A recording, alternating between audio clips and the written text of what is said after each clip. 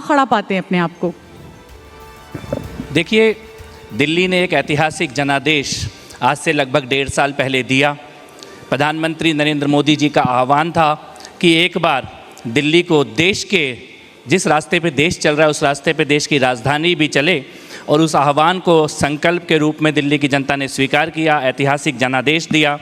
और उसी संकल्प को पूरा करने के लिए मुख्यमंत्री रेखा गुप्ता जी के नेतृत्व में सरकार काम कर रही है। बहुत सारा एक गैप दिल्ली के विकास के रास्ते में आ गया था पिछले 10-12 साल, हम कह सकते हैं एक डार्क एज, अंधकार युग दिल्ली ने देखा। विकास कार्य ठप हो गए थे, तू मैं आरोप प्रत्यारोप दिल्ली की पहचान बन चुकी थी।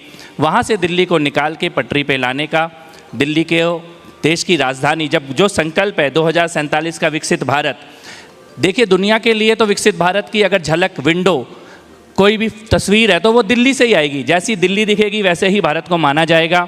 तो दिल्ली उस रास्ते पे आगे बढ़े, उस संकल्प को पूरा करे, इस दिशा में मुख्यमंत्री जी के नेतृत्व में पूरी सरकार काम कर रही है। दिल्ली जो है वो देश की दिशा को तय करती है। दिल्ली की दशा पर भी हम लगातार बातचीत कर रहे हैं, लेकिन आरोप प्रत्यारोप का जिक्र आपने किया। तो जब राजनीति में होते हैं तो आरोप प्रत्यारोप होता ही है, चाहे आप पक्ष में हो चाहे विपक्ष में हो। इन दिनों की अगर मैं बात करूंगी, तमाम मुद्दों को लेकर हम देख रहे हैं किस तरह से चर्चा चल रही है, लेकिन आपकी सरकार पर भी कई बार गंभीर, मैं आरोप नहीं कहूंगी, ये बहुत भारी शब्द है, लेकिन सवाल खड़े किए जाते हैं। चाहे वो प्रदूषण का मुद्दा हो, चाहे वो पानी का मुद्दा हो, जनता की आवाज़ पहुंचाने का ये मंच है, और ये मंच आज हम आपको दे रहे हैं कि जनता के उन सवालों पर क्या कहेंगे कपिल मिश्रा? नहीं, देखिए, देश की राजधानी में बड़े बड़े सवाल पहले से खड़े हैं। पॉल्यूशन का सवाल बहुत बड़ा है, पानी का, यमुना नदी की सफाई का, ये बड़े प्रश्न हैं। और इस दिशा में चलना तो शुरू किया जाए कम से कम। कब सरकारें चलेंगी, कब निर्णय होंगे, कब इस दिशा में आगे बढ़ेंगी, सरकार की प्राथमिकता कब बनेगी, ये दिल्ली वाले हमेशा से सोचते रहते थे। आज उस दिशा में चलना शुरू किया है। और मैं फिर से कहना चाहता हूँ, अगर आप देखेंगे तो एक एक करके वो समस्याएं अब कम होती जा रही हैं, उनका स्तर भी कम होता जा रहा है। जो कूड़े के बड़े बड़े पहाड़ थे, हर दिन उनकी हाइट घटती जा रही है। एसटीपी प्लांट्स जो कभी शुरू होने थे, बनने थे, चलने थे, अब उनका ऑपरेशन शुरू हो रहा है। नए एसटीपी प्लांट्स मंजूर किए जा रहे हैं। यमुना नदी को लेकर सरकार की प्राथमिकता, मुझे लगता है कि पिछले 1.5 साल में मुख्यमंत्री जी जितनी बार यमुना तट पर गई हैं, यमुना नदी गई हैं, शायद पिछले 30 साल में टोटल पूरी दिल्ली की सरकारों में बैठे हुए सभी लोग कुल मिलाकर भी नहीं गए थे। तो प्राथमिकताएं सरकार की अब वही हैं जो जनता की प्राथमिकताएं थी। जनता के मुद्दों पर काम करना शुरू किया है, सरकार उपस्थित है, मंत्रीगण, मुख्यमंत्रीगण, विधायकगण जनता के बीच में उपस्थित हैं, और यही एक परिवर्तन है जो संवाद के रास्ते से समाधान तक दिल्ली को लेके जाएगा। कपिल जी, इसमें कोई दो राय नहीं, क्योंकि छठ पूजा के दौरान भी आप देखिए किस तरह से हम जनता को तस्वीरें दिखाते थे, जो छठ व्रती हैं किस तरह से उनको परेशानी होती थी, प्रदूषण से लेकर तमाम मुद्दों पर। जल भराव की समस्या भी आप देखिए, जल भराव एक बड़ी समस्या मुंबई शहर में हुआ करती थी, मैं खुद मुंबई से हूँ, लेकिन दिल्ली में भी ये समस्या उत्पन्न हुई। पिछले 1 साल में कहीं ना कहीं इस पर काम जरूर हुआ है, और सरकार अकाउंटेबिलिटी तो ले रही है। लेकिन बार बार जब ये सवाल आप लोगों से पूछा जाता है तो हमेशा ये कहा जाता है कि ये तो बहुत पहले से हो रहा है। पिछली सरकार को आप बार बार घेर लेते हैं अपने कार्यकाल में, 1 साल में। आपको क्या लग रहा है, आप कहाँ अपने आप को खड़ा पा रहे हैं? नहीं, मैं तो इतना ही कहना चाहूँगा कि देखिए, मैंने किसी को घेरने का काम नहीं किया पिछली सरकार को। ये रिकॉर्ड है, रिकॉर्ड बताते हैं कि यमुना मैया के तट पर छठ पूजा के दौरान बड़े बड़े बोर्ड लगे होते थे कि यहाँ पर आना मना है, अगर छठ पूजा करने के लिए यहाँ पे आएंगे तो आपके खिलाफ कानूनी कार्रवाई की जाएगी, आपको जेल भेज दिया जाएगा। ये पिछले साल तक आप ही के चैनल्स में आपने देखे होंगे, वो बोर्ड लगे हुए। और इस साल था, लगा हुआ था बोर्ड, छठ पूजा करने वालों का यमुना तट पे स्वागत है, आप आइए यमुना मैया के किनारे पर छठी पूजा की। तो ये परिवर्तन है ना, कि वो बैन लगाकर बैठे थे, हम नैन बिछाकर बैठे हैं।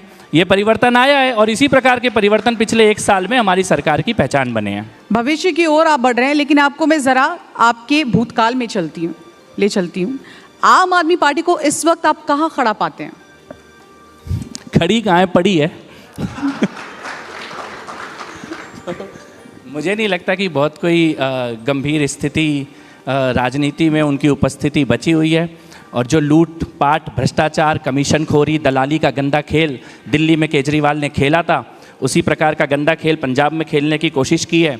और पंजाब की जनता भी चुनावों का इंतज़ार कर रही है। पर मैं ये कहना चाहता हूँ कि अगर आप एक एक्सपेरिमेंट के तौर पर राजनीति में आए थे, तो आपको उसका कम से कम 1%, 2% उसका पालन करना चाहिए था। आपने हर एक स्तर पर अपने संकल्पों को तोड़ा, जनता के क्या साथ विश्वासघात क्या यही किया। वजह है कि कपिल मिश्रा बहुत पहले भाप गए थे कि ये सही राह पर नहीं चल रहे, इसलिए आपने बहुत जल्दी उनका दामन छोड़ नहीं दिया? नहीं, बहुत देर से छोड़ पाया, बहुत कीमत चुकाई है दिल्ली ने और हम लोगों ने सबने। इतना जल्दी छोड़ दिया होता तो शायद दिल्ली का कम नुकसान हुआ होता। लेकिन हाँ, ये मैं मानता हूँ कि क्योंकि उस विष बेल में जल डालने का पाप हमारे हाथ से भी हुआ है, तो उसको जड़ से उखाड़ने का भी हमारा कर्तव्य बनता है।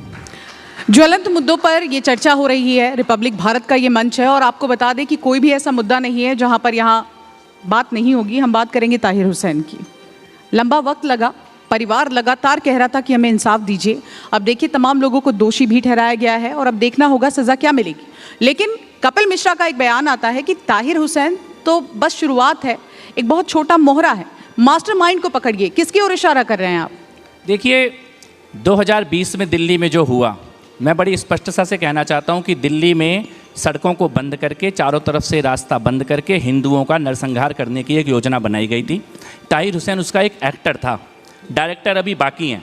और जो लोग ताहिर हुसैन को बचाने का पाप कर रहे थे, कोर्ट ने 6 साल बाद आखिरकार ताहिर हुसैन को दोषी करार दिया है। लेकिन जो भी ताहिर हुसैन को बचाने का पाप कर रहे थे, वही आज उमर खालिद को बचाने के लिए कैंपेन चला रहे हैं, नहीं, अभियान उस पर चला रहे चुप्पी हैं। साधी हुई है, अभी तक कोई बयान नहीं आया। जो लोग ताहिर हुसैन का समर्थन कर रहे थे, जब वो दोषी करार दिए गए हैं, उनके ओर से क्या आपने कोई स्टेटमेंट सुना है? अभी तक उन्होंने कुछ कहा नहीं है इस मुद्दे पर। नहीं, कह नहीं पा रहे, कहा नहीं है, नहीं वो कह नहीं पा रहे क्योंकि कोर्ट का फैसला आ गया। कल तक तो कह ही रहे थे जब तक कोर्ट का फैसला नहीं आया था। भाई, एक आदमी जिसकी छत में पत्थर मिल गए, बम मिल गए, गुलेल बनी हुई रखी, जिस गुलेल का निशाना सीधे हिंदुओं के मंदिर की तरफ था, उसके बाद अंकित शर्मा को उनके घर खींच के ले जाया गया, अंकित शर्मा जी का शव नाले में फेंका गया, सबको सब कुछ पता था। लेकिन उसके बाद भी अगर आप 6 साल तक लगातार उस आदमी को बेगुनाह बता रहे हैं, खाली उसके मजहब की बात कर रहे हैं, वो बेगुनाह, इसी प्रकार की बातें कर रहे हैं, कोर्ट के फैसले आने के बाद आप चुप हैं, लेकिन अब आप वही कैंपेन उमर खालिद के लिए चला रहे हैं। कल दोष वहाँ भी सिद्ध होना है। ये एक लार्जर कॉन्स्पिरेसी थी देश की राजधानी में हिंदुओं का नरसंहार करके हिंदुओं को पलायन के लिए मजबूर करने की, और उसकी टाइमिंग की गई थी। उस टाइमिंग के साथ उसको इम्प्लीमेंट किया गया। दोषी कुछ पकड़े गए हैं, कुछ का इंसाफ न्यायालय की अदालत में होगा, लेकिन कुछ का इंसाफ जो लेखक, विचारक, पत्रकार, वकील, आतंकवादियों, जिहादियों के साथ खड़े हैं, उनमें से कईयों का न्याय ईश्वर की अदालत में भी होगा। जंतर मंतर आपको याद होगा, कई आंदोलन वहाँ पर हुए, कई आंदोलनों में हमने आपको भी देखा। इन दिनों वहाँ एक आंदोलन चल रहा है, उस आंदोलन पर कपिल मिश्रा क्या अपनी राय रखते हैं? नहीं, मेरी कोई राय नहीं है ऐसे किसी भी आंदोलन पे। आंदोलन होगा, जन आंदोलन होगा, सामाजिक आंदोलन होगा, उस पर राय रखी जाएगी। कोई पेड प्रोपेगेंडा अगर कहीं पे कुछ किया जा रहा है तो हर किसी चीज़ पे राय रखने की आवश्यकता नहीं है। चलिए आगे बढ़ते हैं। आपके पास कई विभाग हैं, आपके पास काम बहुत ज़्यादा है, लेकिन आगे का रोड मैप क्या है? किस तरह से आगे आप काम करेंगे? क्योंकि जब बहुत भार होता है तो कहीं ना कहीं चुनौतियाँ भी बहुत ज़्यादा हो जाती हैं। देखिए, मैं आपको बताता हूँ, रोड मैप प्रधानमंत्री जी ने दिया है देश के लिए, राजधानी के लिए, और मुख्यमंत्री जी के नेतृत्व में हम उसे पूरा भी कर रहे हैं। जैसे छोटे छोटे मैं आपको एग्जांपल देता हूँ। दिल्ली में पर्यटन के नाम पर लगभग शून्यता थी। दिल्ली टूरिज़्म का नाम भी, टूरिज़्म की जब हम बात करते हैं तो उसकी चर्चा होनी बंद हो गई थी, लेकिन अब हम लोग धीरे धीरे उसको वापस ला रहे हैं। पहली बार दिल्ली में डबल डेकर बस, उसका ऑपरेशन 30 साल के बाद दिल्ली में दिल्ली दर्शन की डबल डेकर बस, उसकी शुरुआत की गई है। यमुना में क्रूज़ आकर तैयार है। मानसून के बाद हम यमुना रिवर का जो हमारा अप स्ट्रीम ऑफ वजीराबाद है, उसमें क्रूज़ का संचालन शुरू करने जा रहे हैं। दिल्ली की पहचान केवल मुगल ये बन के रह गई थी। अब हम दिल्ली का स्पिरिचुअल टूरिज़्म सर्किट, देश के जाने माने मंदिर, माँ जगदम्बा की प्रतिष्ठा दिल्ली में, बजरंगबली के बड़े बड़े मंदिर हैं, अक्षरधाम जैसा मंदिर है, हमारे ऐतिहासिक गुरुद्वारे यहाँ पर उपस्थित है, जैन समाज के ऐतिहासिक मंदिर हैं, उनको लेकर दिल्ली का एक टूरिज़्म सर्किट, उसको हम लोग लॉन्च करने के लिए जा रहे हैं। दिल्ली का असली इतिहास जो कि मराठाओं से जुड़ा हुआ है, सिखों से जुड़ा हुआ है, दिल्ली के जाट, गुज्जर, उनकी वीरता के इतिहास से दिल्ली बड़ी हुई है, भरा पड़ा है दिल्ली का इतिहास। वो असली इतिहास दिल्ली पर्यटन, दिल्ली कला संस्कृति के माध्यम से देश के सामने लाने का, उसका संकल्प हम लोग लेकर चल रहे हैं।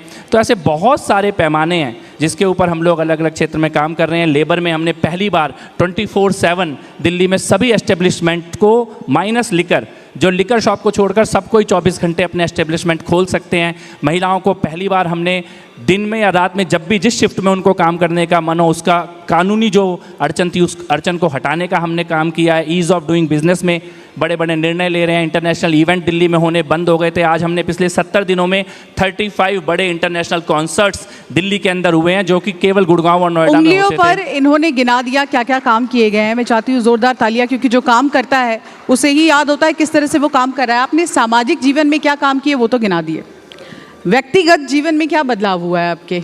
बीते 1 वर्ष 1.5 वर्ष की बात करूं, क्योंकि मुझे पता है आप ज़मीनी नेता हैं, हमने कई बार आपको कवर किया है, लेकिन एक बार जब आप उस ओहदे पे आते हैं तो कई चीज़ें बदल जाती हैं। आपके व्यक्तिगत जीवन में क्या बदलाव देखा आपने? नहीं, देखिए, व्यक्तिगत जीवन लगभग राजनीति में या सामाजिक जीवन समाज के लिए ही होता है और उसमें ऐसा कोई बहुत परिवर्तन नहीं है। लेकिन हाँ, जहाँ पहले ये होता था कि सुबह कोई मुद्दा उठाना है, जो अब संजीव भाई करने लगे होंगे, पहले कमी ढूंढनी है सरकार की, मुद्दा उठाना है, विषय उठाना है, आंदोलन करना है, तो वो से हटकर अब समाधान, अधिकारियों के साथ बैठना, सुबह से मीटिंग करना, फाइलों का समाधान करना, समस्या का समाधान करना, जाके निरीक्षण करना, तो वो एक रूटीन जो है, मतलब व्यस्तता शायद थोड़ी ज़्यादा ही होगी, लेकिन किन कामों पे सिक्के फोकस के था, दूसरे वो पहलू पर आप definitely बदला नजर है। आ रहे हैं क्या कपिल मिश्रा जी? सिक्के के दूसरे पहलू पर आ गए हैं सिक्के क्या? का दूसरा पहलू है और दूसरा पहलू अब नए तरीके से है। दूसरे पहलू में पहले भी एक बार था, लेकिन तब काम होता हुआ नहीं दिखता था, अब काम खत्म ही नहीं हो रहा है, इतना ज़्यादा काम है, तो ये डेफिनेटली ये बदलाव तो है ही। रिपब्लिक भारत का जो ये मंच है, आपको बता दूं, इस वक्त राष्ट्रहित की हम बात कर रहे हैं, लेकिन विपक्ष भी आपको हमारे माध्यम से देख रहा है, कुछ कहना चाहेंगे उनको? नहीं, हम भी ध्यान से देख रहे हैं पूरा। हमारे मंच से उनको कुछ कहना चाहेंगे आप? मैं केवल ये कहना चाहूँगा कि देखिए, राजधानी में बहुत बड़ा एक गैप विकास को लेकर, जनता से कनेक्ट को लेकर पिछले 10-15 सालों में रहा। दिल्ली कहीं पीछे छूट गई, दिल्ली अंधकार में चली गई। अब समय है मिलकर इसको ठीक किया जाए, पटरी पे लाया जाए, सत्ता पक्ष विपक्ष दोनों दिल्ली को ठीक करने के विषय पर, समाधान के विषय पर काम करे। चुनाव आएगा, चुनाव के समय राजनीति होगी, लेकिन आने वाले कुछ वर्ष दिल्ली को देश की प्रगति के साथ जोड़ने, विकास के पथ पर आगे लाने, दिल्ली की असली सांस्कृतिक पहचान को पुनर्जीवित करने, पुनर्प्रतिष्ठित करने, उसका ये समय है और आइए मिलकर इसी संकल्प के साथ आगे बढ़ें।